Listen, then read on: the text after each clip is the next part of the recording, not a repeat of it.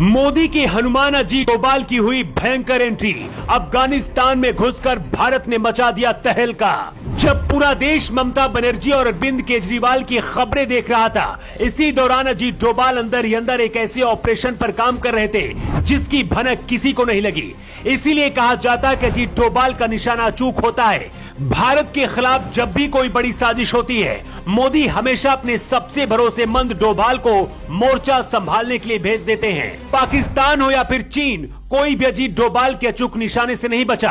अफगानिस्तान में कुछ ऐसा हुआ जिसे पूरे देश को जानना चाहिए, और इस खबर को जानने के बाद आपका भी सीना गर्व से चौड़ा हो जाएगा। एनएसए अजीत डोभाल ने कुछ ऐसा कर दिया है कि तालिबान घुटने पर आ गया है। तालिबान ने एक संदेश भेजा है और कहा है कि अफगानिस्तान में जो हिंदू और सिख रहते हैं वो फिर से वापस आ जाएं। ये बयान सुनकर दुनिया हैरान रह गई है, लेकिन इसके पीछे की असली वजह कोई और नहीं बल्कि मोदी और अजीत डोभाल की खतरनाक प्लानिंग है, जिसकी वजह से आतंक फैलाने वाला तालिबान घुटनों पर आ गया है। अफगानिस्तान पर कब्जा करने के लिए पाकिस्तान ने तालिबान की खूब मदद की थी।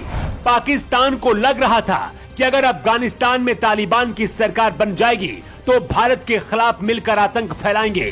ठीक उसी तरह से जैसे 1999 में कांधार प्लेन हाईजैक कांड को अंजाम दिया गया था, पाकिस्तान और तालिबान की मदद से ही आतंकियों ने ऐसा किया था। मसूद अजहर सहित तब भारत ने 3 आतंकियों को छोड़ दिया था, लेकिन अब भारत बदल गया है। तालिबान अब हाथ जोड़कर हिंदू और सिखों को अपने देश बुला रहा है। तालिबान ने कहा है कि हम हिंदुओं और सिखों की सुरक्षा का पूरा ख्याल रखेंगे, लेकिन ऐसा क्या हुआ कि तालिबान इस तरह से चिल्लाने लगा है? अब इसकी वजह भी जान लीजिए। पिछले कुछ महीने में पीएम मोदी ने अजीत डोभाल और विदेश मंत्री एस जयशंकर के साथ ऐसी रणनीति बनाई जिसकी वजह से पूरा खेल ही पलट गया। भारत के लिए चुनौती थी कि अफगानिस्तान में रह रहे भारतीय कैसे सुरक्षित रहे।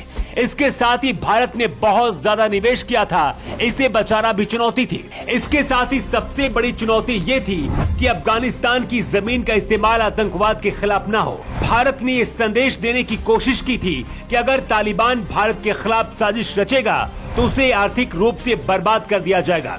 ये बात समझ आई तो तालिबान ने ऐलान कर दिया है कि भारत के लोगों और उनके निवेश पर कोई आंच नहीं आएगी, और अब भारत के खिलाफ आतंक फैलाने के लिए भी वो अपनी जमीन पाकिस्तान को नहीं देगा। भारत की इस जीत से पाकिस्तान और चीन के मंसूबों पर पानी फिर गया है। पिछले साल नवंबर में भारत के सुरक्षा सलाहकार अजीत डोभाल ने दिल्ली में अफगानिस्तान पर वार्ता की मेजबानी की थी। भारत ने तभी चेतावनी दे दी थी कि अफगानिस्तान अपने यहाँ की जमीन का इस्तेमाल आतंकवाद के लिए न करे। इसके बाद तालिबान ये समझ गया है कि अगर भारत साथ नहीं देगा तो बर्बाद हो जाएगा। यही वजह कि अब खुद हिंदुओं और सिखों को बुलाने के लिए गुहार लगा रहा है। 1 साल पहले जब अफगानिस्तान में तालिबान की सरकार आई थी, तब हिंदुओं के साथ खूब अत्याचार किया गया था, लेकिन अब तालिबान रो रहा है और हिंदू और सिखों को बुला रहा है। इस खबर को सुनकर हर सच्चा हिंदुस्तानी अपना सीना गर्व से चौड़ा कर रहा है। लेकिन इसे लेकर आपका क्या कहना है? आप अपना जवाब कमेंट बॉक्स पर जरूर दें। न्यू टाइम्स के लिए ब्यूरो रिपोर्ट।